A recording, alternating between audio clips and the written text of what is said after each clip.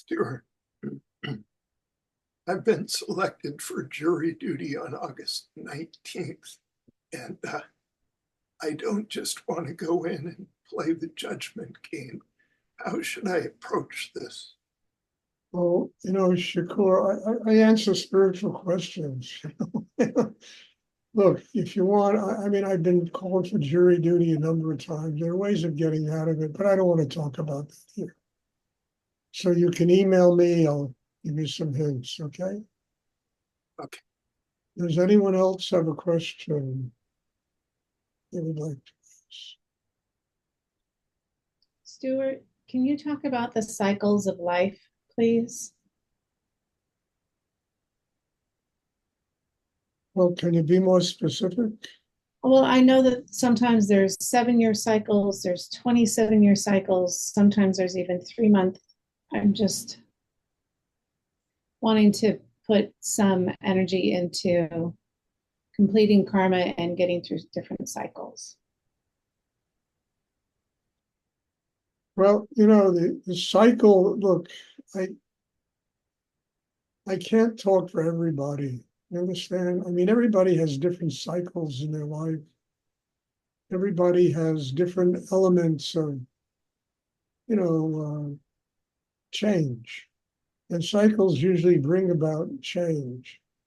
Part of this meditation is tuning into yourself so that you know when these cycles begin and these cycles end. And when the cycles end, there's usually a lot of struggle inside of people holding on to the familiar, to the old, to the recognizable. And it's really the best time to just relax and let things take place. Let the cycle undergo its change. Don't fight it. Because if you want to grow spiritually, change is essential.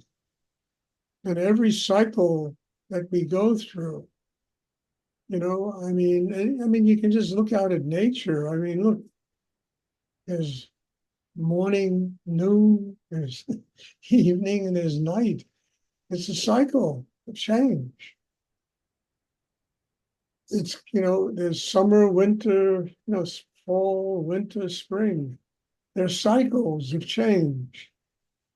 And nature just lets go. It doesn't struggle with the changes. Human beings struggle with change. Human beings are creatures of habit, and we're used to living in certain ways. And when we live in certain ways, we cling to them, we hold on to them. We feel kind of a false security in what they bring to us. And yet, look, there's nobody here that looks like they looked when they were 7 years old. Everybody is different. Everybody has gone through constant changes in their life. But everything that we have been is what we are now. And yet at the same time, in this particular cycle we all live in, there's an opportunity to get strong enough to make changes, to make conscious changes in our lives. And those changes will bring another level of creativity, of living, of consciousness, of a connection with spirit, knowledge, wisdom. It brings amazing things.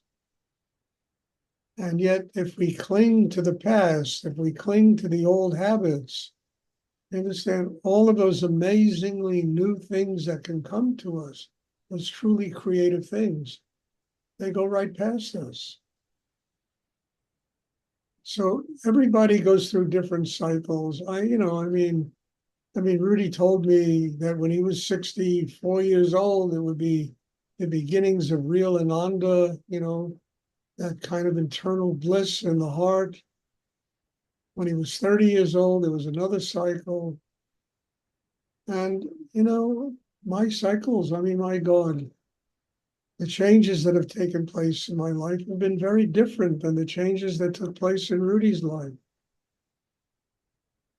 Neither better nor worse. the changes I needed to go through, particular periods of my life that enabled me to move on from living in Texas, to move on from living in New York, to move on from all kinds of situations that I had in my life that needed to be surrendered so that I can grow.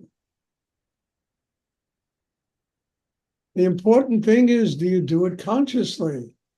Because it happens anyway. But if we do it consciously, then we have built the system inside ourselves that knows what to do with change, how to approach it, how to deal with it, how not to struggle with it, how to embrace it. And we fine tune the chakra system so it becomes completely aware when these things are taking place. I had to do that in my own life, you know.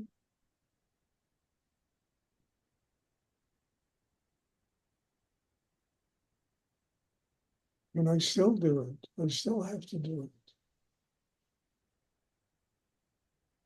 So I can't tell you specifically, at 46 or 57, you're going to go. I can't. But I can tell you that if you do your inner work, you will become aware. I mean, look, Jennifer, right now you're going through major changes in your life. I see it. Hopefully you see it. You keep telling me you're going through major changes in your life. And why? You had to let go of things, and new things are coming. New doors open. They always do. There's such fear inside that if we let go of something, nothing is going to come. Something always comes. Always. Because there's room inside ourselves to receive it. Now it's what you do with what's coming. How conscious you are about using it to continue to develop a spiritual life, to continue to develop your own humanity. So it doesn't matter if it happens when you're 20, when you're 30, when you're 60, when you're 107. It doesn't matter. What matters is, have you developed the capacity to use what is taking place in your life consciously? And is there gratitude for it? Because the old gets stale, really gets stale. I mean, even people that advertise the new soaps, the new detergent, it's the same bloody product, but they tell everybody it's new because they know that new refreshes, it has a certain chicness about it, something that's new.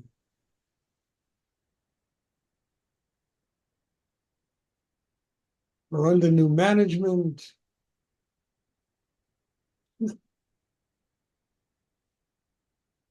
So I wouldn't worry about the point. I mean, you can go to some psychic that could tell you, man, a good one might be able to tell you, but I wouldn't worry about that. I would worry about, am I strong enough now to change consciously?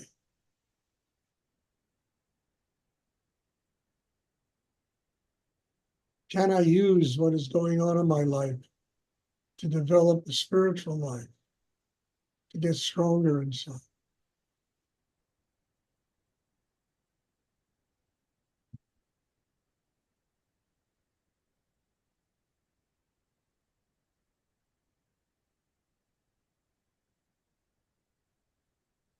Does anyone else have a question? I hope that's clear. But I didn't tell you at 55 you're going to be enlightened, I can tell you that if you use what is going on in your life today, the incredible changes taking place, you will have tremendous spiritual awakenings.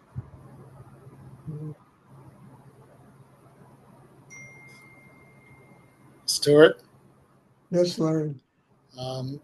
In the same vein, the energy this week that I felt seemed to be heavy and sometimes time appears to accelerate. Is that a perception, or can it be like the micro and the macro, where there is a heavy energy in this world and we're feeling that?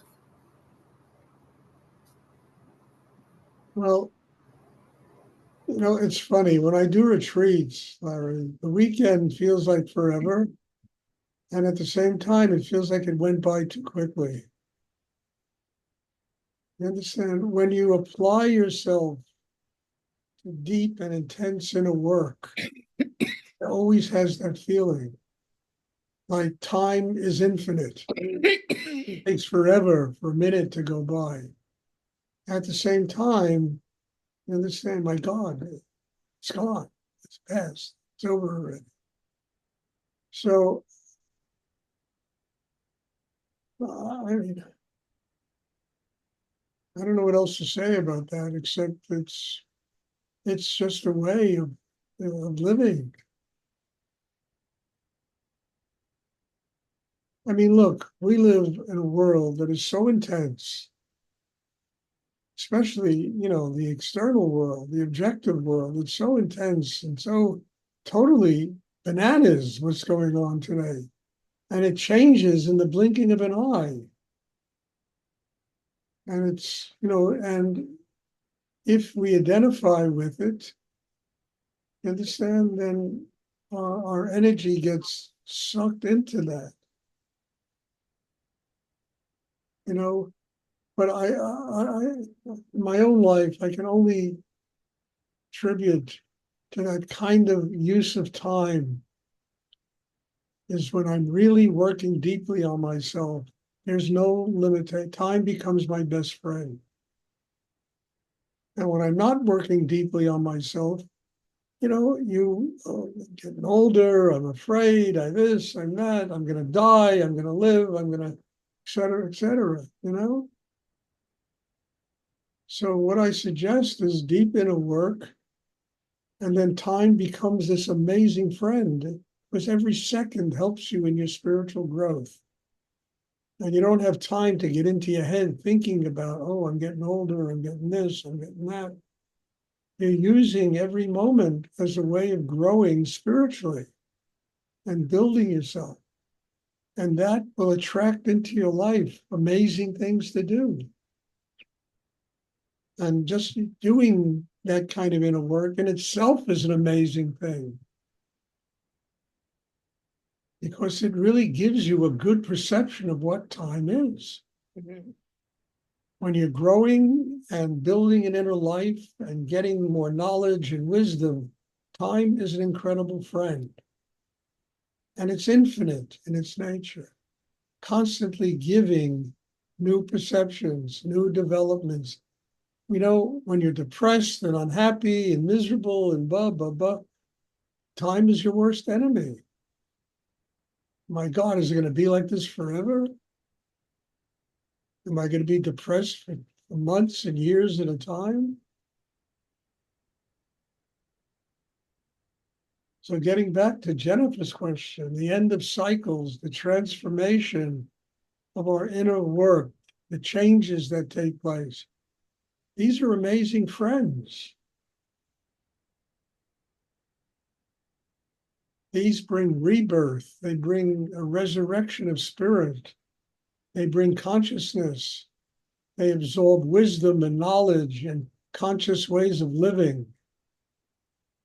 And then there are no excuses, because we use our time consciously to develop, and by I mean consciously, to develop a spiritual life. And I've discovered in my life, especially when I was younger, it was time for everything. I could do, I was teaching on 4 continents. I was running a business. I was having classes in New York. And it was unbelievable. I felt like a freaking, octopus, with a million arms, doing so many things and never feeling like I was doing enough. Teaching in prisons, I used to teach an accredited course in Kundalini Yoga at a prison, at a university. I did that for, I think, 2 semesters. And this, an accredited course I taught, they hired me, along with teaching in prisons and running ashrams all over the place, and never feeling like I was doing enough. I had to go back to New York in order to get a bigger, and boy, did it grow. Oh my God.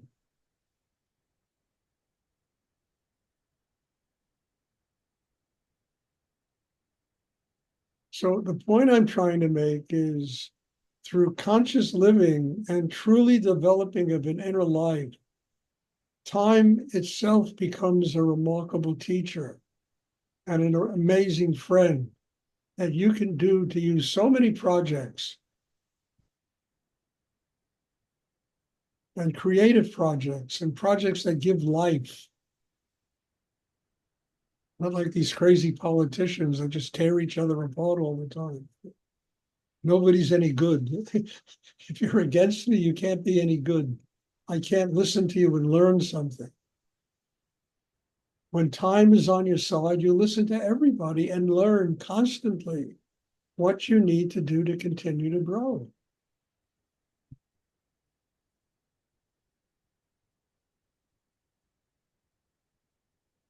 So yes, it seems forever and goes by very quickly. It's really, and it shows you what kind of an illusion it is, you know? You manufacture in your brain how time passes. Oh my God, it's 7 o'clock. I got at the same time, one can fit into seconds enormous amounts of creative work. I remember I had a partner in business who went to see the father of one of our clients. I won't mention names because it's a pretty well-known person. And the person was on the telephone while my partner was sitting with him. And hung up the phone, looked at my partner and said, I just made $500 million.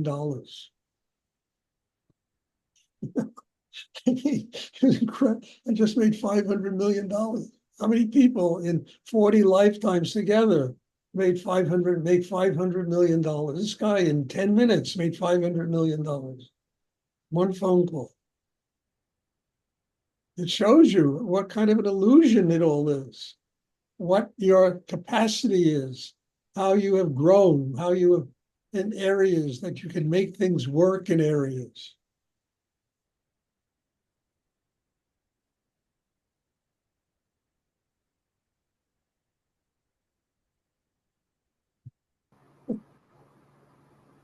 Thank you, Stuart.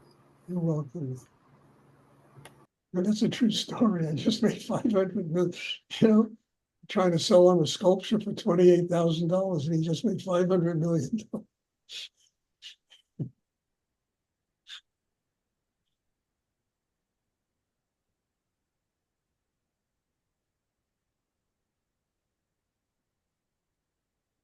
Stuart, Does anyone else have a question?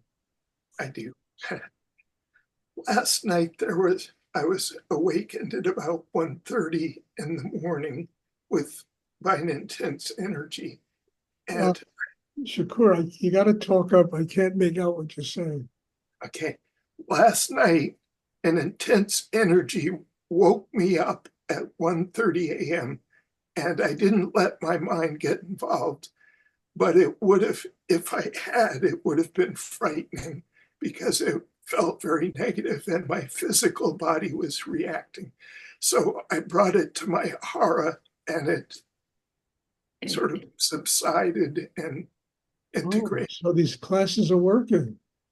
Yes. So my question is there ever a time when an energy is some negativity or something that I shouldn't take it into my hara? Never. Look what happened. I'll say it again. These classes work.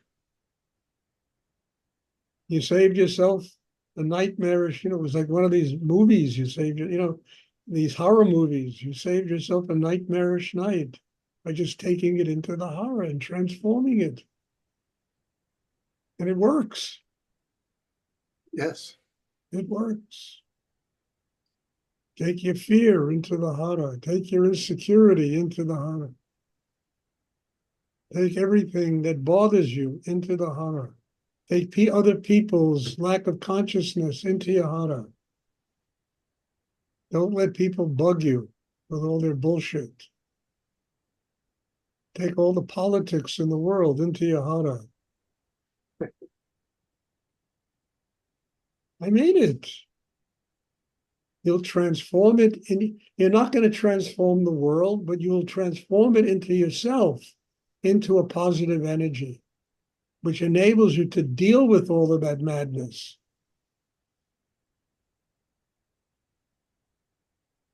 And it can't get to you. Thank you, Stuart. You're welcome.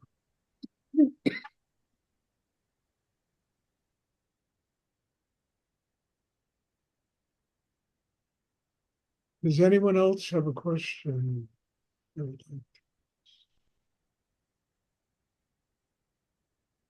I hope it's clear what I'm talking about, you know?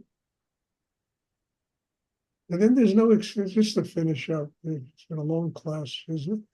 Then there's no excuse. Can't blame anybody. You have learned how to master it. So you don't spend your life blaming the world for your problems. You can take all the problems into your hara, transform them into chi, into power, into an openness in yourself that enables you to stay calm and quiet and deal with all these things.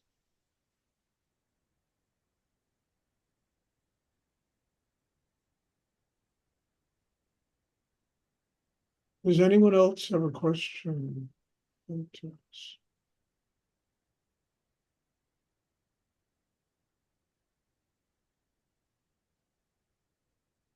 Okay, there are no more questions. There'll be class on Sunday. Take the weekend into your hara. Go through it peacefully. A lot of love and joy and gratitude for every second, Jennifer, that is called life. And let the changes really take place. Use them to get closer to God. Open your heart to love the people in your life. Okay, we'll have class on Sunday. God bless you all. Thank you. Thank you, Stuart. You're Thank you very much, Stuart. welcome.